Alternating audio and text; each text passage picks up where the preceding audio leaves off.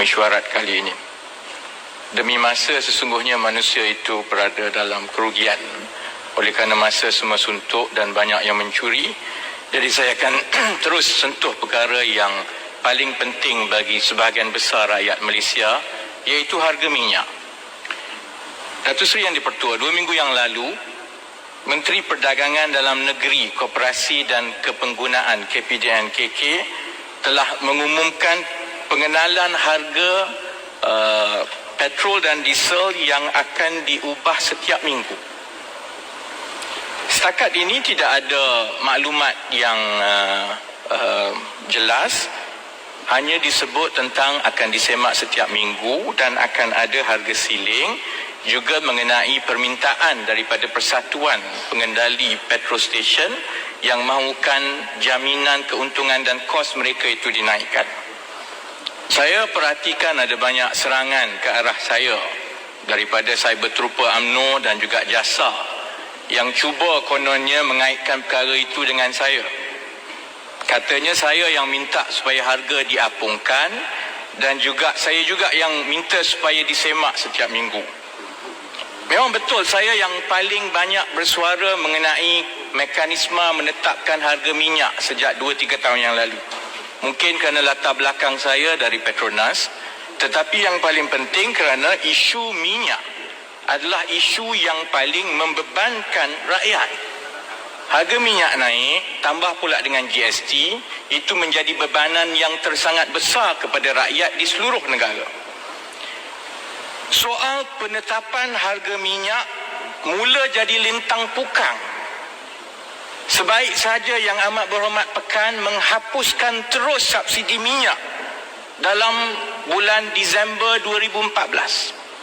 Dan untuk rekod Dewan, Yang Amat Berhormat Pekan adalah satu-satunya Perdana Menteri dan Menteri Kewangan yang semasa pentadbiran beliau, subsidi minyak dihapuskan terus. Tidak pernah berlaku dalam sejarah negara kita ini sejak tahun 1974. Alasan yang diberikan oleh Yang Amat Berhormat Pekan ialah kerana kerajaan tidak ada wang. Alasan itu tidak boleh diterima oleh rakyat, terutamanya apabila melihatkan jenis dan jumlah perbelanjaan hasil daripada petroleum setakat ini. Saya nak kongsi, Datuk Seri Yang di-Pertua, dengan Dewan dan juga yang menonton di luar. Ini adalah perangkaan rasmi daripada perbendaraan yang boleh didapati di www.treasury.gov.my, iaitu hasil kerajaan persekutuan dari tahun 1970 sehingga 2016 yang terkini. Dan daripada perangkaan itu boleh dijumlahkan pendapatan kerajaan persekutuan dari 3 sumber yang jelas datang daripada sumber petroleum, iaitu PITA ataupun Petroleum Income Tax dengan izin Datuk Seri Yang di-Pertua, royalty dan juga dividen Petronas. Saya tak campur pun lagi dari segi keuntungan dari cukai-cukai lain, dari GST, daripada lesen, daripada import duty. Saya tak campur, saya hanya campur 3 yang memang jelas hasil sumber petroleum: dividen Petronas, royalty minyak dan juga cukai pendapatan petroleum.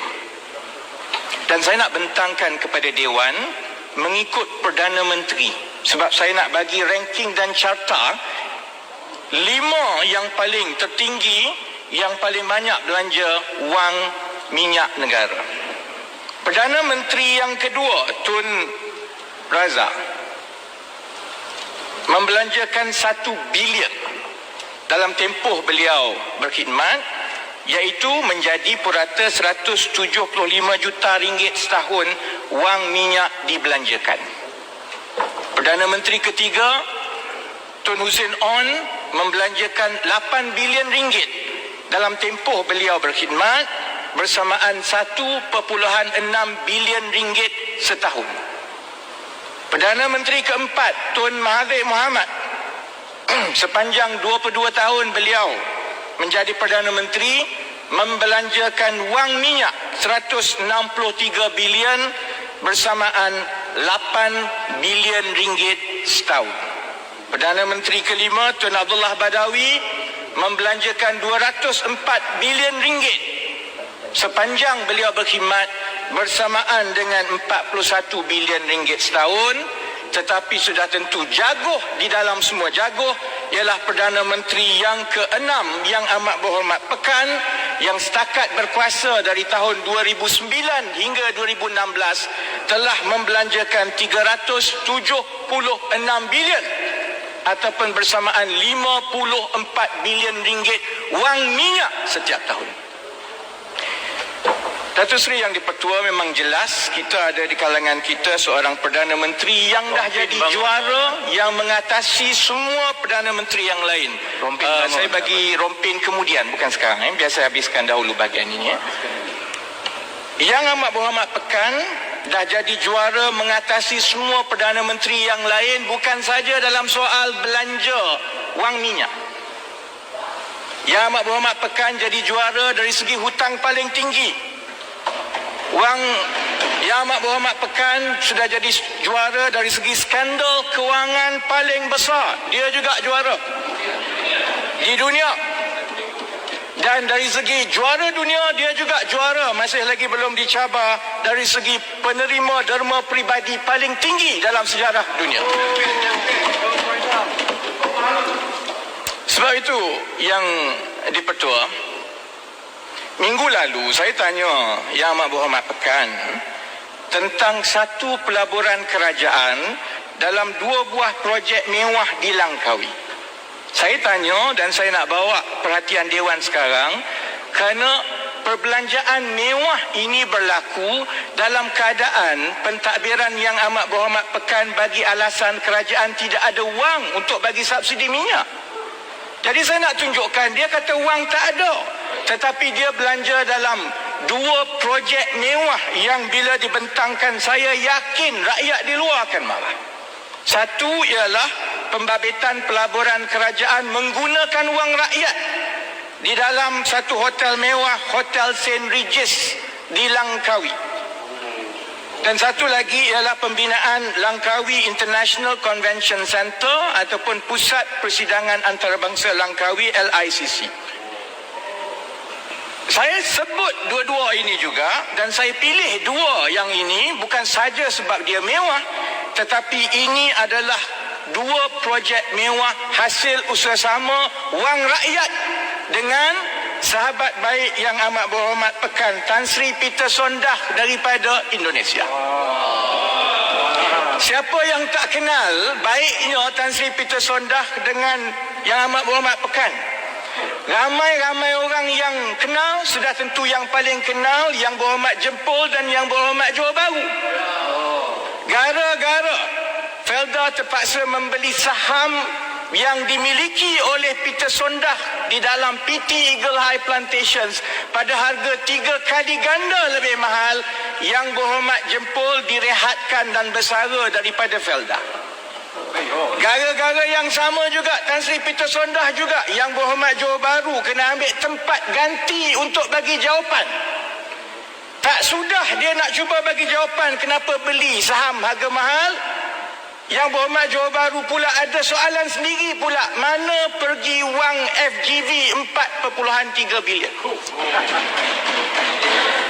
Jadi sebab itu soal kawan baik Yang Amat Berhormat Pekan dengan Tan Sri Peter Sondah ini semua orang dah tahu. Sebab itu saya bawa kerana saya nak ingatkan balik Dewan, saya nak ingatkan balik ahli-ahli parlimen bahawa dalam keadaan kita atau mereka yang mempertahankan keputusan menghapuskan subsidi dan menaikkan harga minyak tiap-tiap minggu selepas ini, Yang Amat Berhormat Pekan menggunakan wang rakyat untuk membina 2 projek mewah di Langkawi. Sebab itu saya tanya minggu lepas Yang Amat Berhormat Pekan, saya tanya, kalau kita tidak ada wang untuk subsidi minyak, dia telah belanja rekod dunia, Perdana Menteri paling tinggi dari segi wang minyak negara yang dibelanjakan. Kalau kita tidak ada wang, kenapa kerajaan Malaysia melabur sehingga 327 juta ringgit di dalam pembinaan Hotel St. Regis di Langkawi? 327 juta ringgit. Kenapa kerajaan melabur sehingga 116 juta ringgit di dalam LICC? Tak cukup ke? Segala bentuk convention center yang sedia ada dah besar dan cukup besar. Kenapa perlu dibina satu lagi di Langkawi menggunakan wang rakyat? Dan ini jawapan yang diberikan sendiri oleh Yang Amat Berhormat Pekan minggu lepas, hari Khamis, soalan nombor 47 soalan saya. Saya tanya berapa, dia jawab berikut ialah pelaburan kerajaan di dalam kedua-dua projek tersebut. Kerajaan memberikan pinjaman bank pembangunan pada kadar bunga 4% sebanyak 305 juta kepada dua projek ini.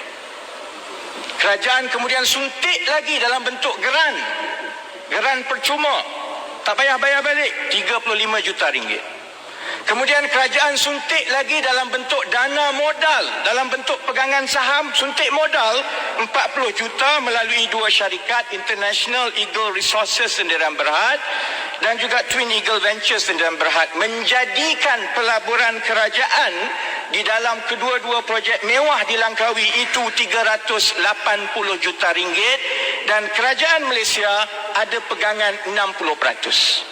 Ada sebab saya sebut 60%, kerana Peter Sondah lagi cerdik daripada Yang Amat Berhormat Pekan. Kerajaan Malaysia suntik 380 juta untuk dapat 60%. Berapa yang Peter Sondah suntik? Dia menggunakan satu syarikat RM2.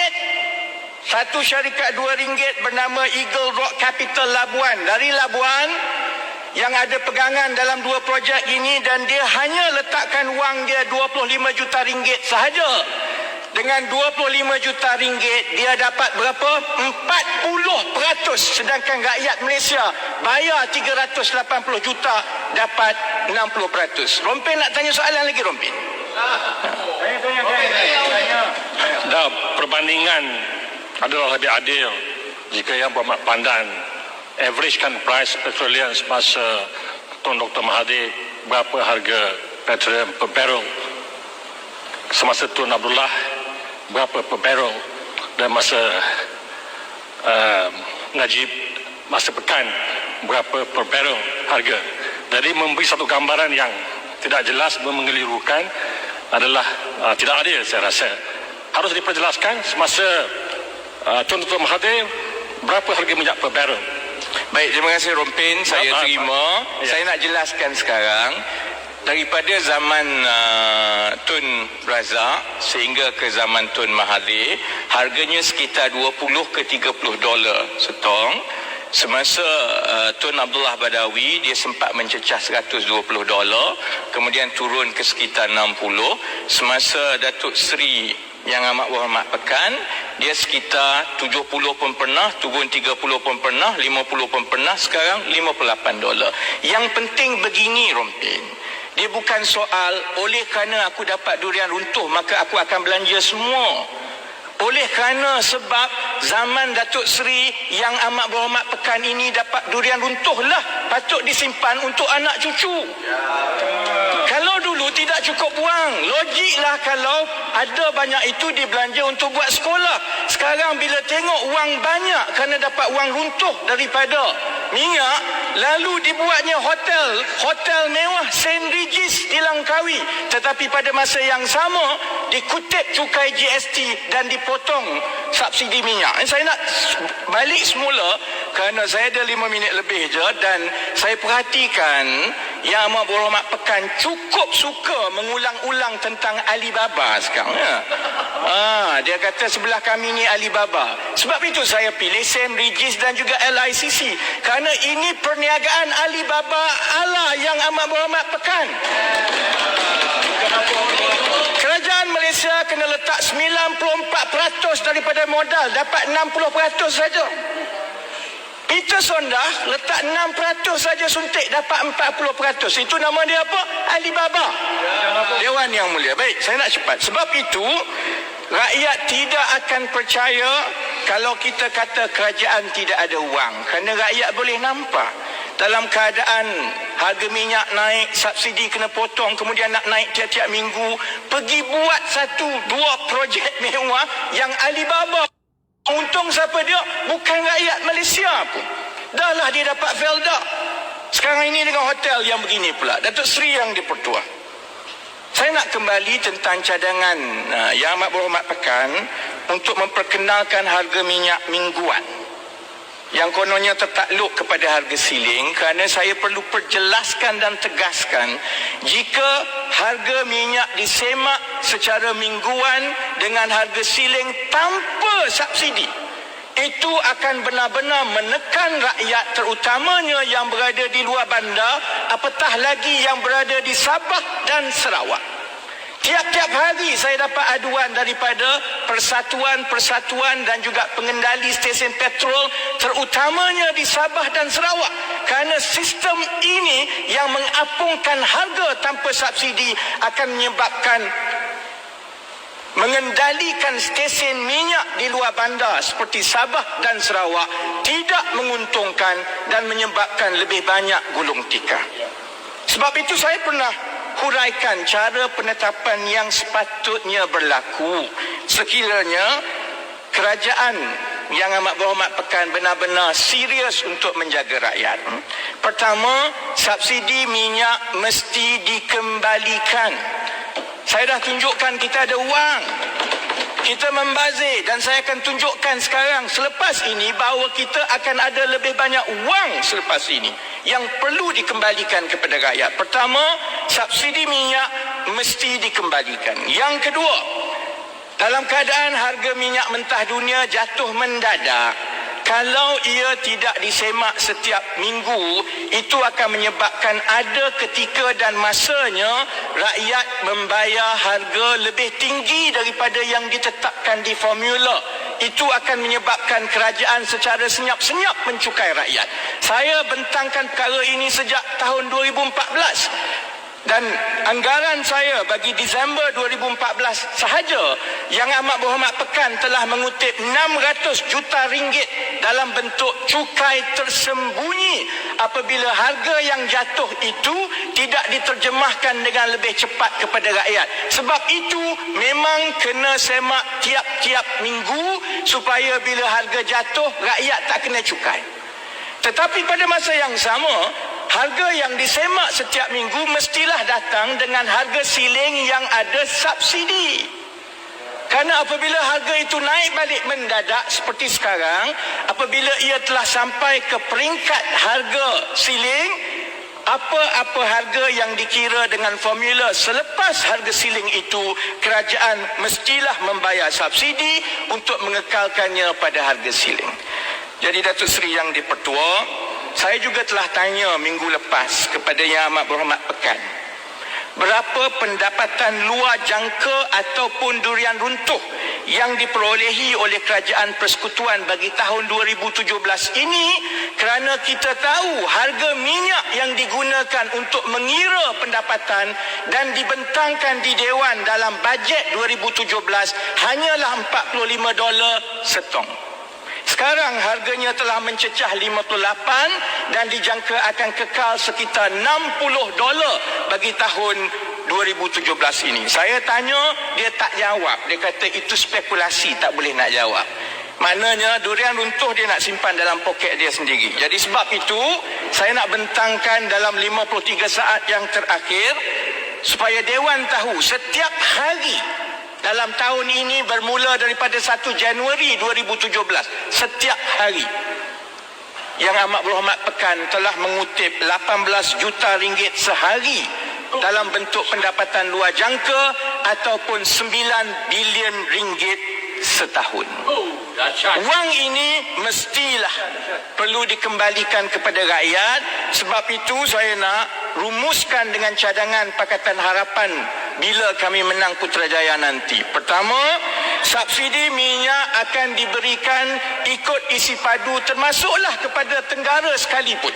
Maksudnya kita bagi 150 liter satu orang.